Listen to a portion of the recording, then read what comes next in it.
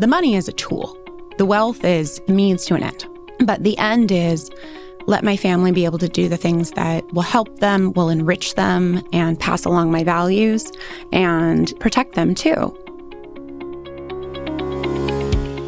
We recognize genius wherever it exists.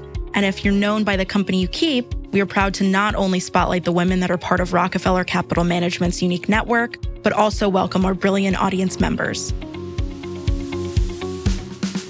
Hi, everyone. I'm Laura Esposito, head of Rockefeller's Enterprise Client Coverage Group, and welcome back to Genius Loves Company. Everyone has a story to tell, and we're excited to hear those from some of Rockefeller's top private advisors, investors, and senior leaders about the life and career experiences that got them here and the insights and perspectives they've gained. With me today is Ryan Coulson, Senior Wealth Strategist here at Rockefeller Capital Management. Ryan plays a pivotal role within our centralized wealth strategy team, where she collaborates closely with her team and clients to deliver sophisticated, personalized financial planning solutions. Her work spans estate planning, tax optimization, philanthropic strategy, and multi-generational wealth transfer, ensuring that each client's financial roadmap aligns with their long-term goals and values. Ryan's strategic insights and deep technical expertise make her an invaluable resource for navigating complex wealth scenarios and unlocking tailored opportunities for our clients. Ryan, we're so happy to have you here. Welcome. Thank you so much. I'm honored to be asked. So we want to take it all the way back to the beginning so we really understand kind of where your life's work today stems from. And we want you to tell us and our listeners about where you grew up and what that was like.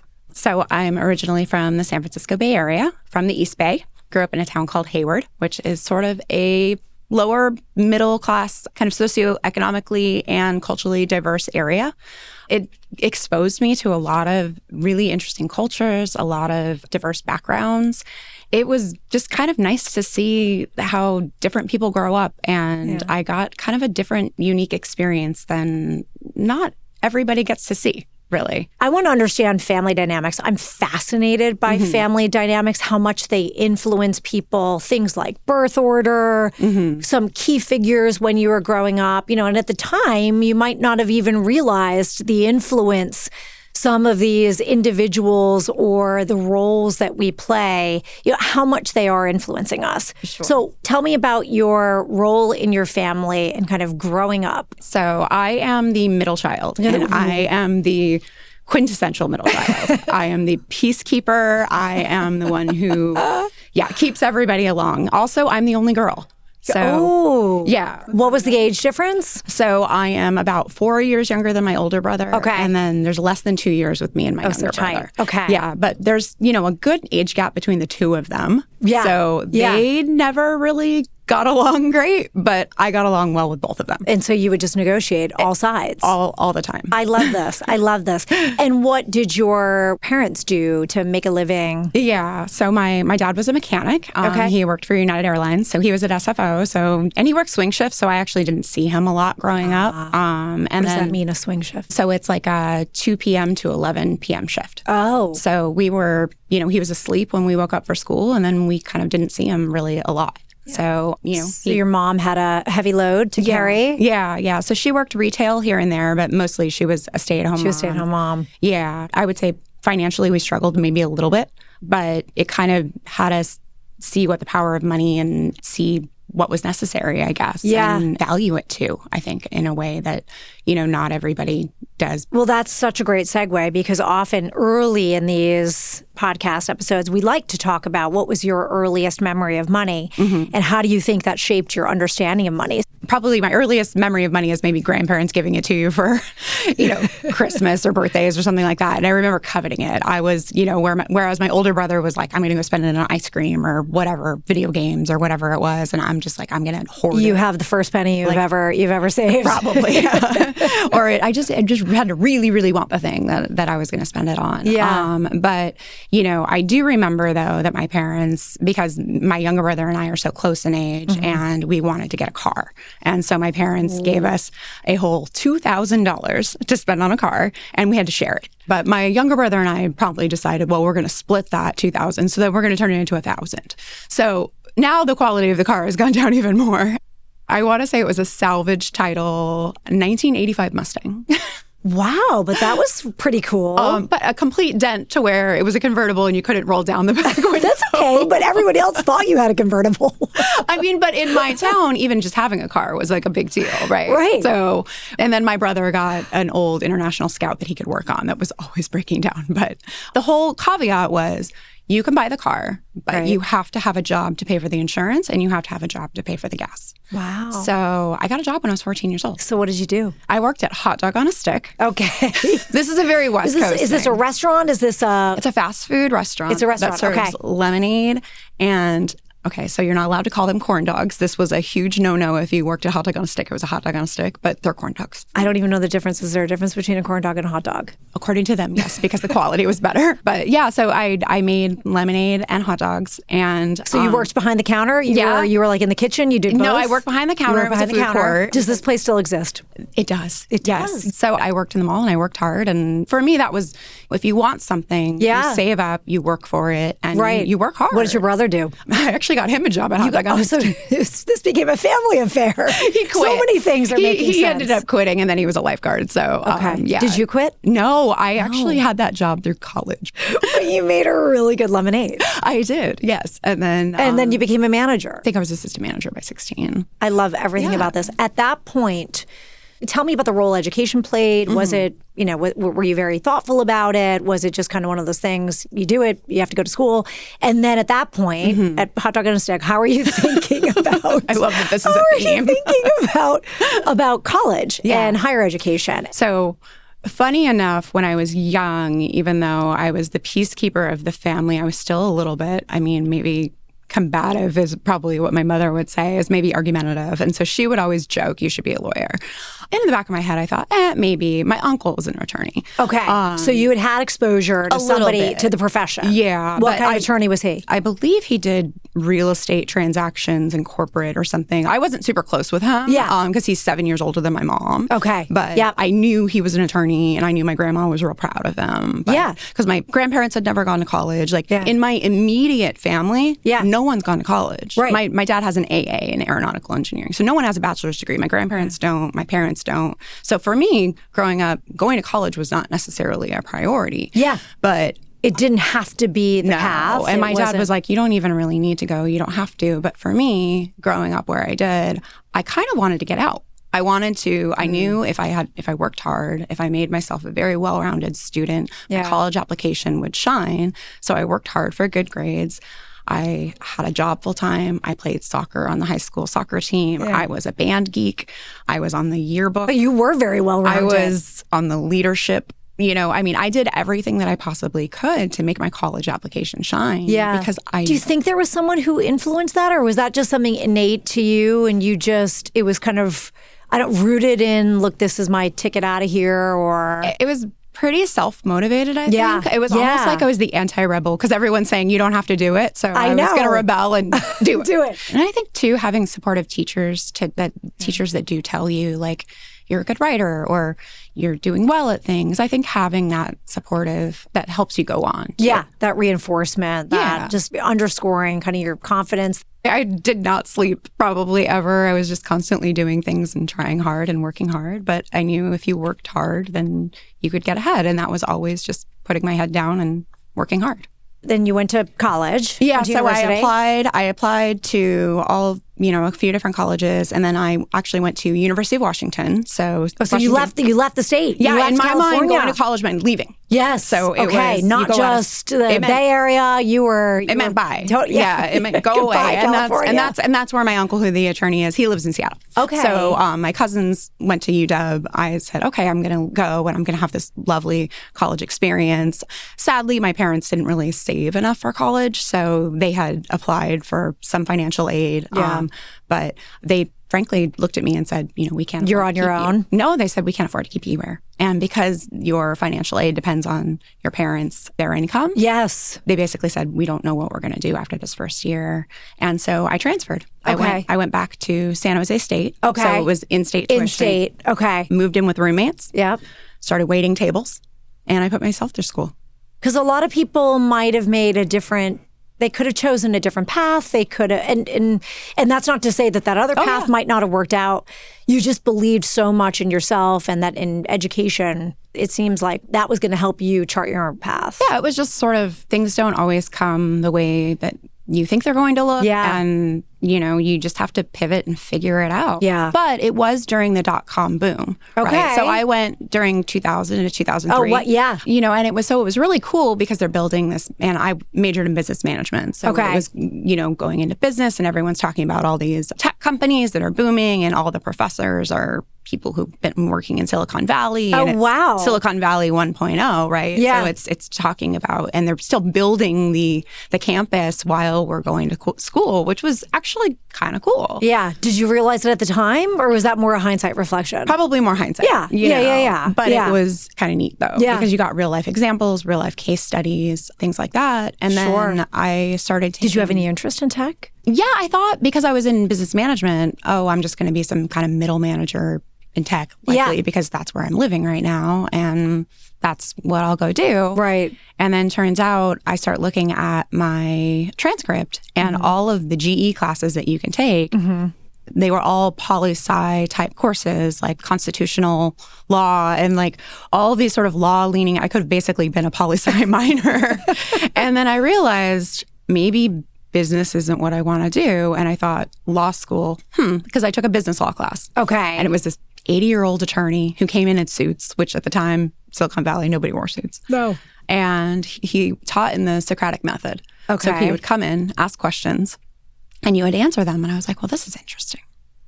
What kind of teaching is this? And I was really fascinated by it. Sounds horrifying to me. Absolutely horrifying. It was just And so I different. love that you gravitated towards it. Such a nerd. The truth is I love it. And I just thought, this is really interesting. And I am going to be 3 years older regardless. I can be 3 years older with a law degree or not. Yeah. And, and I've waited tables. I've paid for my tuition as I've gone. Why not just go to law school? Right. I've gotten the grades because I wasn't paying for C's. I was going to be paying for A's. Wow. So my you were just motivated so differently than I think a lot of people. Probably. Yeah. Okay. So then you decide you're going to apply to law school. Yeah. I applied to law school, and that was in the .com bust. So everyone and their mom decided to apply to law school. Oh my God, of course. So it got really, really competitive. So a lot of the schools that I applied to that I should have been a shoo-in for with my grades and my test scores, I didn't even get into. It was just really, the supply just oversaturated the seats. I got into University of San Diego School of Law. It's beautiful. It's actually San Diego's where my mom grew up. Oh. So, and I'm like, okay. Did you know going into law school where in law you wanted to focus? I figured since I had a business management degree, I'd be mergers and acquisitions, corporate transactions. Okay. I'd be a corporate lawyer. Yeah. Because that's my background. Yeah. Right? Yeah. I'm thinking I'll be a corporate lawyer. Right. Yeah. Okay. So then I went to law school, and I got terrified, just like every other 1L does, because you go from being a top performing student to suddenly you're with all these other top performing students, and they put you on this forced C curve. Yeah. And then, you're just fighting for your life in law school. So how did you manage that? Because now all the while, I imagine you're still paying for law school. Oh, yeah. On your own. So are you working no, I'm too? still paying for law school. You are still paying. You are still paying for law school today. I'm still paying for law Present school. day. Yes, I'm still paying my student loans.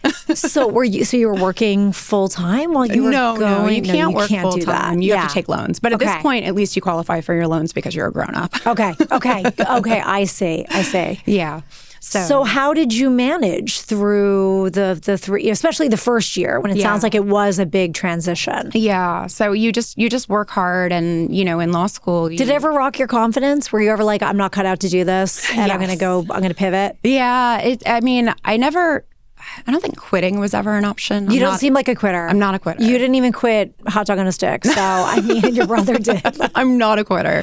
But it definitely rocked my confidence. Yeah. And in law school, all of your grades are based on maybe a midterm and a final exam, and that's it. So Wow. there's no way of knowing kind of what your grade is until the end. Until the very end. Until the test. So yeah, definitely a little bit of a confidence rocker. Thankfully, I survived. When did you kind of feel like you settled in? Probably at the end of the first year. Okay. Yeah. Were there any particular professors that you can remember or mentors at that stage that kind of helped you? I would say the professors more scare you because there's an adage in law schools. The first year, they scare you to death. The second year, they work you to death. And the third year, they bore you to death. I've never heard that before. Yeah. I love that. Because it's the second year is when you get your internships and you're going to school.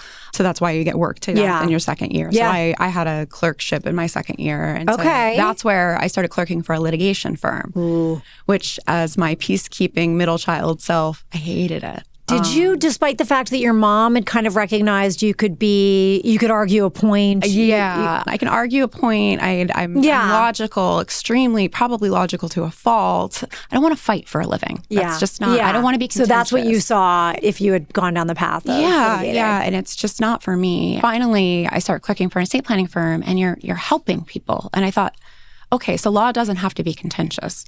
I'm helping people. I'm explaining things that are very complicated. I'm helping people make educated decisions. I'm helping families. Sometimes we have the widows who come, they've been married to someone for 60 years and their spouse just passed and they've never even written a check in their lives, you know, and you're like, I'm here for you.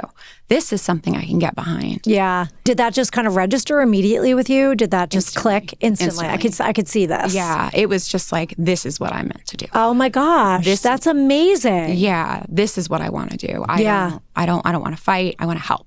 Yeah. And it's a unique area of law for that reason. Right. Okay. So unpack it a bit for us because estate planning, what does that mean? Yeah. So I always joke that with clients too, I just say, oh, you don't want to talk about death and taxes. But it's so much more than that because it's all about families. Yeah. You know, and it's passing on of values. Yes, it's passing wealth, but it's more when we draft the documents or we look at the documents, I can learn so much about a family by just reading the document. I see your values in the document. No, because I'm reading how they want to leave assets for their family, what's important to them, what they want their family to be able to do with them, what they're worried about them doing with them. And that's all written in the document. So I can learn and glean so much about your family values by just reading your document. Yeah. And then when I talk to clients who are saying, help me, I don't know what to do with my wealth. These are the concerns that I have. We could help them craft that too. The money is a tool, right? Yeah. The wealth is the means to an end. Yeah. But the end is let my family be able to do the things that will help them, will enrich them, and pass along my values and, you know, and protect them too, right? So for that, the numbers are the numbers, the math is the math. That comes back to the logical part. The math is logical. Easy, right? Yeah. And I always joke that I went to law school because I was bad at math because maybe I would have been a med student or something like that. But I ended up being a tax attorney anyways. But dealing with numbers. Yeah. Because I've listened to some of the other podcasts you've done or some of the other things you've done and videos you've done and some of the math that goes up there. Seemingly to a novice is very complicated. It can So be. how do you reconcile you're bad at math? Well, that was actually interesting because so I said, okay, here's the paper, here's the words, here's the writing of the estate documents. Right. But recognizing that if I was going to be a good estate planner, I need to understand the tax law. Okay. Because that is the huge part of it. And that's where the LLM came in. Okay. The legal masters in tax. Yeah. So that was actually, I was hired on full-time at the law firm that I was clerking at. Okay. You know, after I passed the bar, they extended the offer to be a little baby attorney, basically, and to start drafting the documents. And then I realized if I'm going to be any good at this, I need to get my LLM. I really need to understand the tax code. So did that scare you? It did, but it started to make more sense once you have more practical application. Tax law is actually just arithmetic. It's just knowing what you need to add, what you need to subtract, and what you need to multiply or divide to get the right figures in there. Yeah, so I got my LLM at night, actually. So I was working full-time. And then So how long did that take? That took 2 years. It's normally a 1-year program, but because I was... So you've also been a consummate life learner. I think so. I try to be. Yeah. Is there anything you're learning about today in particular? Learning how to be on a podcast, I guess. Well, you're acing it. Don't worry. Thank you. Don't worry. Okay, so you're working in this law firm, and now are you thinking, this is it? I'm going to kind of ride off into the sunset. This is going to be my career. Being a lawyer in a law office. Pretty much. Walk me through that. Yeah, well, then the financial crisis kind of rocked the whole area. The law firm that I worked for was actually very closely aligned with an RIA. So I got a little bit more exposure to wealth management than most attorneys do. Oh, So interesting. I got to kind of see firsthand what was happening there. Yeah. It also sadly coincided with my mom being diagnosed with terminal cancer. So oh my gosh, I'm so sorry. It's okay. So I wanted to move back up from San Diego and be back with her in the Bay Area for the rest of the days that she had. But it was also not a good time to find a job. I know.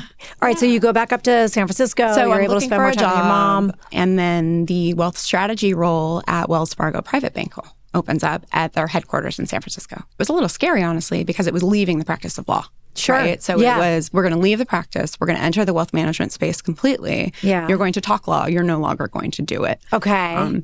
You're going to kind of work with clients and talk about all these strategies. But it really is the best part of everything that I really, really liked about my practice. Right. And leaving all of the tedious things, or at least in my mind, the tedious things behind. Yeah. The actual drafting. The actual drafting, the billable hours, all the things, but it was still... But you didn't know that necessarily at the time, did you? No. It was a huge leap, but to me it was getting to get closer to my mom, getting back to the Bay Area. Did you think it was going to be short term and that you'd eventually go back to just practicing law? I at least thought that it would be a backup.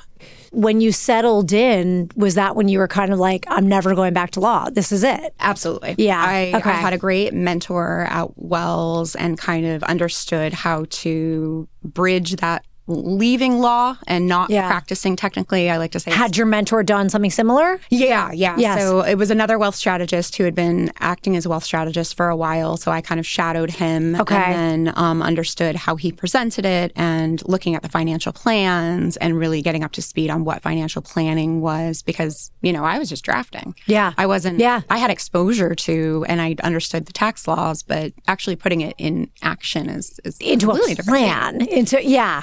Very different. It's very different. And there's a little bit of a learning curve there. And working with clients, a lot of different advisors, understanding how to work with a lot of different people. But that's where the middle child comes in, right? Yes. and then it's being that chameleon, right? So it's just, you got to meet people where they are. Where they are. Listen. I mean, it's mostly about listening and figuring out what clients want and what they need and paying attention to the details. Was there anything that really surprised you about making the move that you hadn't thought of before? I think it's just how much that where you have people who are so focused on building their businesses or they're so successful in this one particular specialty, but they're still nervous about everything else, right? Where there's actually a lot more commonalities with their concerns because it all still comes back to the family. It still comes back to where it's like they can be really good at one thing, but they're still not sure about the rest. And they still do need to be educated. Yeah. But they're very bright people. I have this one niche area that I can explain very deeply and help them with, but there's a lot of commonalities there. Yeah. And their concerns tend to be similar. Yeah. But you have to listen and kind of unpack all of that. Because as you were talking about how the estate planning really represents the values of a family in order to help them come up with that strategy. First and foremost, you've got to listen and understand, what does this family, what do they believe in? What do they stand for? What is their purpose? Yeah. And how complex do they want to get to? Because there's always a continuum of complexity. You've talked a little bit about the mentor at Wells Fargo. You're also a self-starter and self-motivated. That is crystal clear. But just talk a little bit more about what mentoring means to you and how you think about your past experiences and paying it forward. Yeah. I mean, I'm so grateful to have been able to watch many different people do it so many different ways because you glean little, just small things, where, I like the way they connected with a client there, or that's a really interesting way to think about it, or a different way to approach it. And so I think if you're paying attention, listening closely, that you can learn a lot from that. And so I would love to impart that on the next generation too, where, I'm always happy to tell them whatever I can. If I have people who are coming up in the industry, I'm happy to share any of my experiences with you and give you any tips or tricks that you think might work. It seems like you've extracted a lot from just watching and observing and listening, which is such a fundamental skill that so many people, especially in our industry, sometimes lack. Yes. in acumen and listening, because we all, myself included, like to hear ourselves talking. Asking good questions too. Ask questions of those that you admire and truly listen to their answers. Be curious. Everyone's got a unique past. Everyone has their own story. Yeah, their own story and their own kind of spin on things. And, it's really fascinating. I think that's why I like meeting with all different clients, because even their stories are different, right? Yes. So and there's something to be gleaned or taken away, some insight. Yeah, how they came into their wealth is all different stories. I always find that so fascinating. Yeah. I know. People are extraordinary, truly. So you touched on kind of broad advice, maybe career advice, but what's the best financial advice you've ever received? Mm-hmm. And then tell us something you wish you knew earlier. Let's see. I think the best financial advice I received was when I was very first starting out. I want to say it was maybe when I was signing my paperwork to be an associate attorney. So, and overwhelmed by all the HR paperwork and overwhelmed by, I think I didn't even know what a 401k was or a Roth or all these elections. Because it's interesting because you make it through college and you don't have a lot of real life practical application of real life skill sets. And it's boggling because after being in this industry and thinking, and with what we do in our financial education and teaching, if you don't have parents who are teaching you I really wish How do you get that skill set? Exactly. And I was like, what do I do? What kind of elections do I make? As I said, we were closely aligned with an RIA, so I talked to one of the advisors. Okay. And I said, well, what kind of elections do I make here? And they said, save as much as you can into your retirement today, because if it does not hit your paycheck, you won't spend it and you won't know what it's like to have it. Yeah. So it was go ahead and start pulling it out and save it, because of the power of compounding is going to outpace any kind of returns that you would get on your investment. Absolutely. And what great advice. Yeah. And it was Thank you, advisor. As a baby attorney who's not making anything and has a ton of student loans, I know. It was like, oh, I have to give up that money. But if I didn't have it, then I didn't know I could spend it. Of course. Right. Of course. So what I wish I knew sooner was all of that, everything that we have in our financial education series, all the practical advice. Yes. The practical things. The budgeting, just the 101s. Everything. I mean, right? The power of compounding. A lot of people wouldn't understand. No. I mean, the concept of compounding. Yeah, I feel like in my accounting classes, we just talked about, debits and credits. It wasn't. I like to think that they've evolved that, but I'm not sure. I hope so. I mean, I did go to college a long time ago. Me too, even longer ago. But I mean, just the practical things that you need to know day to day, just to understanding taxes, income taxes. I know. Because you couldn't, because I had a very similar experience, I think, in some ways, but my parents had both been school teachers. Yeah. So there was no calling my mother and saying, can you explain to me which elections I should make in my 401k? Exactly. Right? Or the tax withholding question. Fortunately, I had an uncle who was a tax attorney, and she was like, you need to call your Uncle Tucker.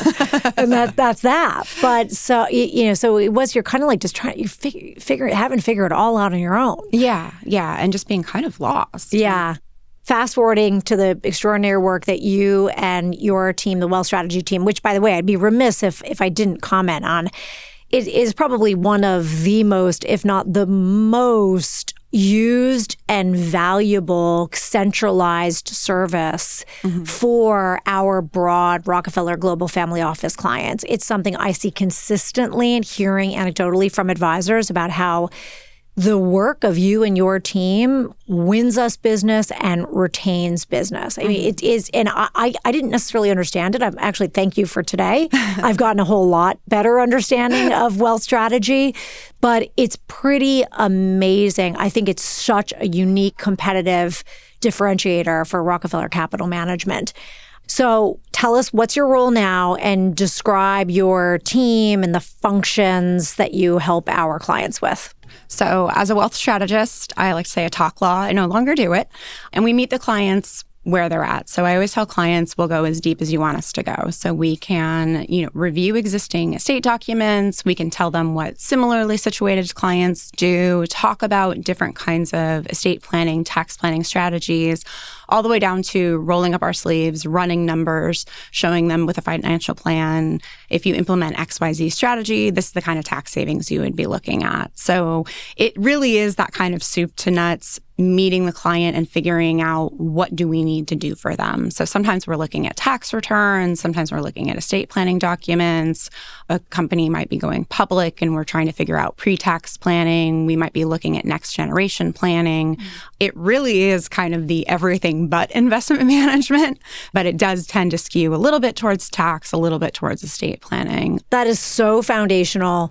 It obviously evolves as our clients age and as their family dynamics change and as businesses and their enterprises grow and develop. That is just such foundational, incredibly important work that you are doing for our clients. Yeah.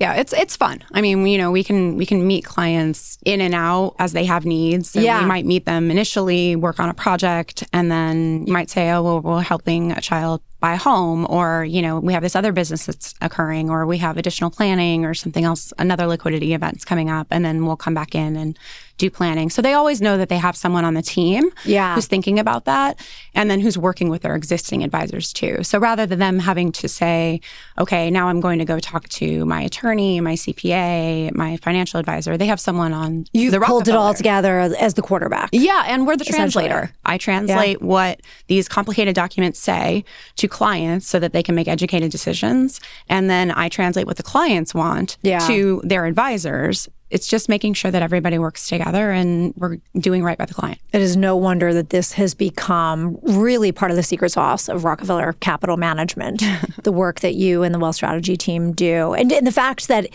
it's so bespoke and so personalized because no two clients are the same. No family dynamic, family situation, work situation is the same. It keeps things exciting too, because not one day is the same. Yeah. That's your day job. Yeah. You also have night job, full-time job of being a working mom. Yes.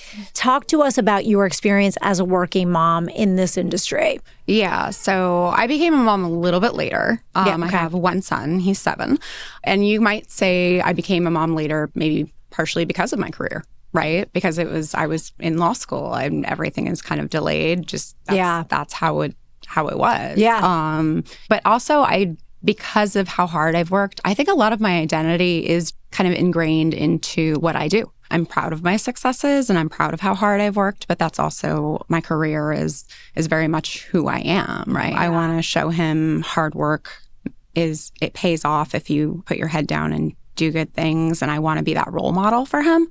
So I never had contemplated, I guess, staying home after I had him. Right. So I want to show him what working hard does, what a successful person can look like.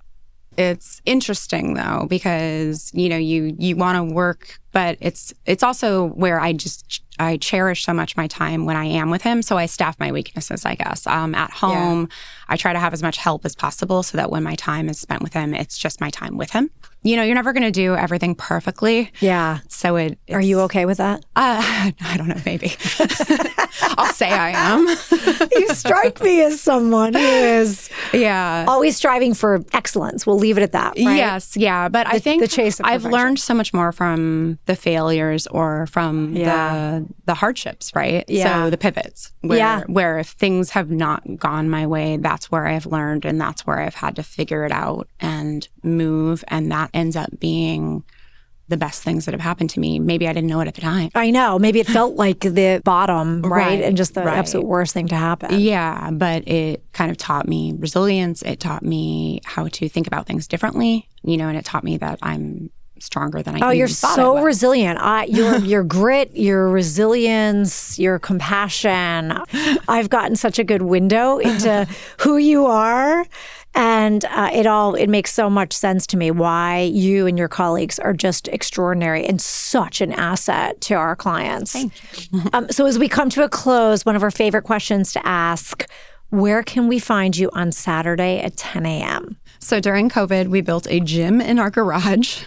it kind of started with, we had a couple of pieces prior to COVID, and then COVID hit and we just ordered everything. And that's usually where you can find me, is having a little workout and then maybe entertaining friends, trying to entertain the little kids with the big kids. I live in Sonoma full time. So how did we not talk about this? Oh my gosh, you could have given us, I don't know, like the best wine recommendations for the next season. Yes. So sometimes if we have friends in town, then we'll take them to a wine tasting. Oh my gosh. That sounds just perfect. Yes. Perfect. Yeah. Well, Ryan, this has been such a pleasure. Thank you so much for spending time with us this morning and sharing your story. Yes. Thank you for having me.